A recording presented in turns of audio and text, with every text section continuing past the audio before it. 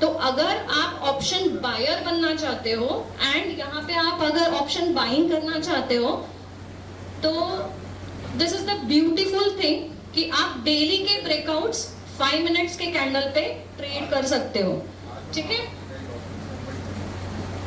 So this is one more example OAL, ये भी I think 4 नवंबर का चार्ट है। आई एम सो सॉरी कि वो ट्रेंड लाइन ब्रेक नहीं हुआ है, but I can show you this candle, the second 5 minutes का candle is the breakout candle. So there was some consolidation on daily chart और एक trend line बनती थी कि जो 5 मिनट्स चार्ट ने ब्रेकआउट की है, and you can see beautifully वो पूरा दिन ट्रेंडिंग रहा है। So you can make huge profits, okay. So we will move towards next method. ये मेथड में आपको कोई क्वेश्चंस है या we should take questions after whole discussion, okay. So method 2 is जितना ज्यादा कंसोलिडेशन उतना अच्छा है, ठीक है। मिनिमम लाइक 4 to 5 डेज का भी कंसोलिडेशन है एंड ब्रेकआउट है, then it is good thing. Yes, Adani Green का 4 साल से एकदम लोअर एंड में चल रहा है, ओके, वीकली बेसिस, ओके। तो उसमें क्या होना चाहिए?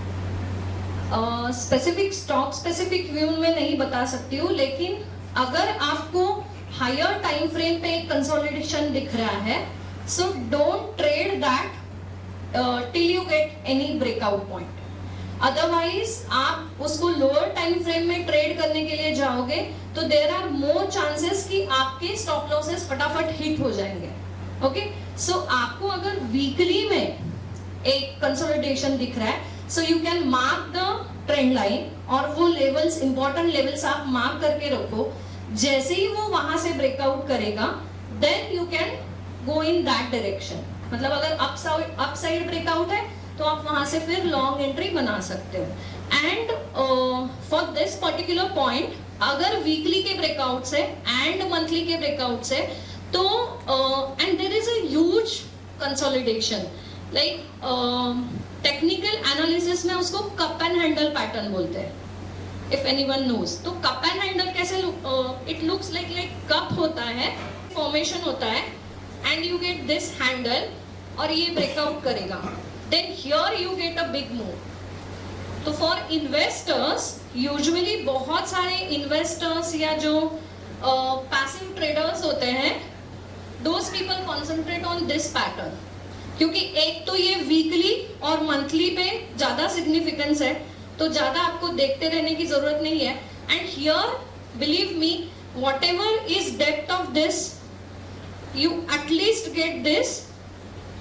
I mean this is not exaggeration, but 5 times you can expect this. जो हम बोलते हैं ना कि ये Suzlon, one of the example was Suzlon, जो लाइक 1 डिजिट में ट्रेड कर रहा था कुछ ही मंथ पहले, लेकिन now it is like boom. तो सुजलॉन में हमें ये पैटर्न देखने को मिला था। Even there was one more stock, I think Inox Wind और something, you can go and check.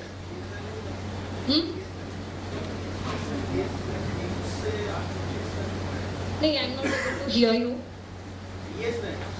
Yes Bank, Yes Bank में उतना ही नीचे मूव आया, लेकिन बाद में, ठीक है। So moving towards next topic, method 2 is daily में ट्रेंडिंग है। अभी मैं जस्ट ये अपसाइड के एग्जांपल्स यहाँ पे कवर कर रही हूँ, but the same things works for the down side examples as well. तो अगर डेली में अपसाइड ट्रेंडिंग है and the first minute candle open at daily EMA, मतलब आपका ट्रेंडिंग स्टॉक है, डेली का 20 EMA उसके पीछे पीछे चल रहा है, एंड 5 मिनट में जो भी कैंडल ओपन हो रहा है फर्स्ट कैंडल, और वो अगर 20 EMA, जो डेमा 20 EMA हम बोलते हैं, जो हमारे इंडिकेटर से हम प्लॉट कर सकते हैं, ठीक है। तो वहां पे ओपन होता है, then there is a chance कि वहां से हमें एक बिग मूव देखने को मिलता है। तो यहाँ पे लाइक निफ्टी का हम चार्ट देख रहे हैं एंड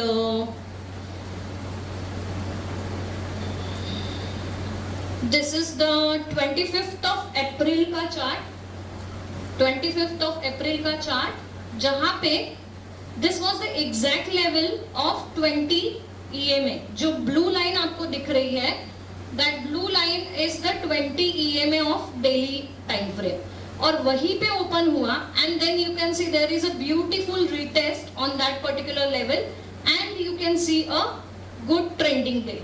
तो अगर आपको श्योरिटी है कि आज ट्रेंडिंग डे रहने वाला है, then may be you won't book the profits at the targets, like 1:2, 1:3 जो हम फिक्स प्रॉफिट्स लेते हैं, instead of that you can trail your profits. ठीक है,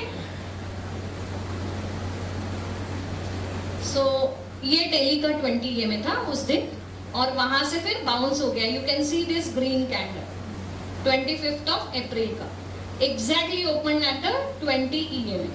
okay, the third method is daily trending upside and there is a big gap down due to any news या कोई event है या किसी भी वजह से, अगर आपको डेली ट्रेंडिंग है स्टॉक या निफ्टी या बैंक निफ्टी, और आपको 5 मिनट्स का पहला जो ओपनिंग है वो अगर आपको गैप डाउन दिखा, then and you it form the green candle, first 5 minutes candle is a green candle, then you can go long and at least you get target till PDC. PDC is what? Previous day close. Okay, clear है? Example में आप देख सकते हो, this is the method 3। सो ये bank Nifty का chart है 24th of June का। सो 24th of June is this candle। ये जो ग्रीन कैंडल आपको दिख रही है वो 24 जून की है। आप देख सकते हो ये रेड कैंडल के बाद ये गैप डाउन हुआ है and bank Nifty is overall trending 20 EMA के ऊपर है। ठीक है, तो आप यहाँ पे देख सकते हो, this is 24th of June का चार्ट। यहाँ पे ओपन हुआ and you can see the day was overall trending. So आपका साइड करेक्ट है तो ट्रेंडिंग डे पे आप ट्रेल कर सकते हो। You can trail profits, you can trail SN, और पार्ट वाइज आप टारगेट्स बुक करते जा सकते हो। Suppose some quantity you book at 1:3 at least and some quantity you can trail by 9 EMA और trail by any other indicator। ठीक है, तो इस प्रकार आप ये टारगेट्स ले सकते हो। This is the fourth method and this is most favourite of mine. So ये मैं हमेशा जो भी हमारे एडवांस सेशंस होते हैं तो उसमें मैं बताती हूँ हमेशा। तो जब भी डेली ट्रेंडिंग है और previous day is sideways, previous day जो स्टॉक ने रेस्ट किया है आज वो भागने के चांसेस है,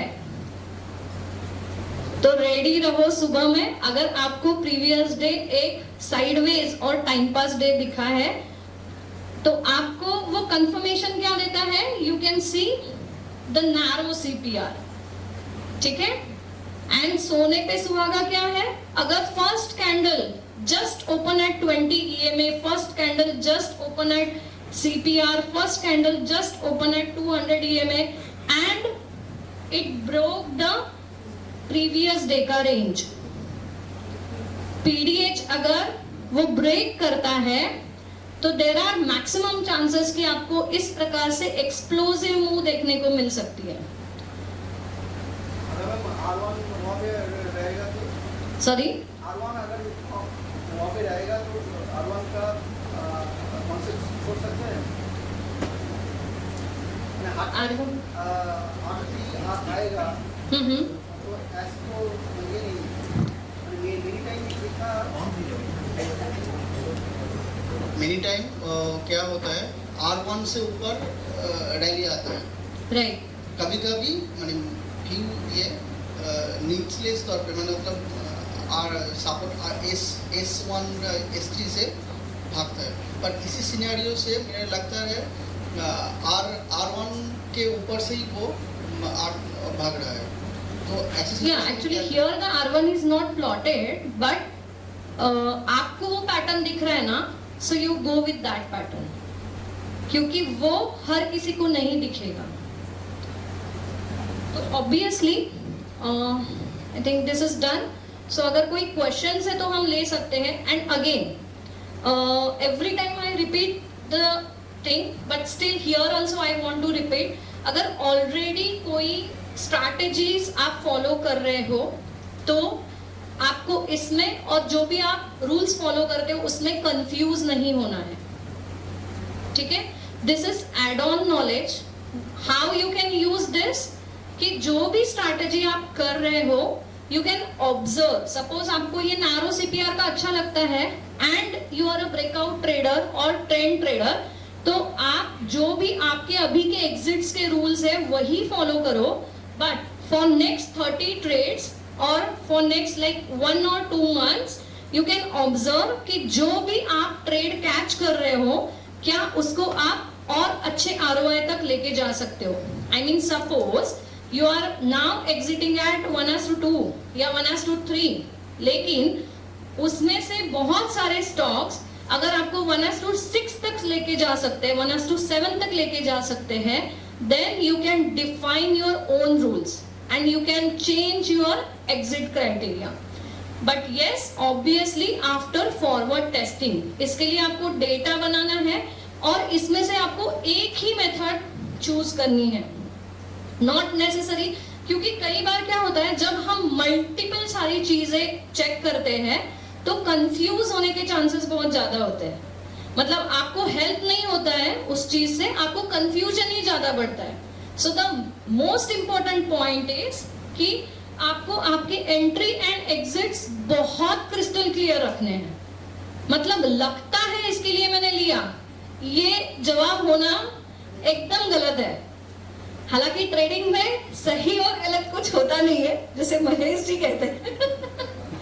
लेकिन स्टिल लगता है इसके लिए मैंने ट्रेड लिया लगता है मैंने इसके लिए लॉट साइज बढ़ाया पोजीशंस बढ़ाया लगता है इसके लिए मैंने एग्जिट किया ये ऑप्शन है ही नहीं ठीक है you should have your own rules और वो रूल्स को आपको ब्रेक नहीं करना है at any point of time तभी आप बहुत सक्सेसफुल ट्रेडर बनोगे एंड आई एम श्योर जितने भी यहाँ पे है my best wishes to everyone किसी को कोई क्वेश्चंस है तो मैं अभी क्वेश्चंस लेती हूँ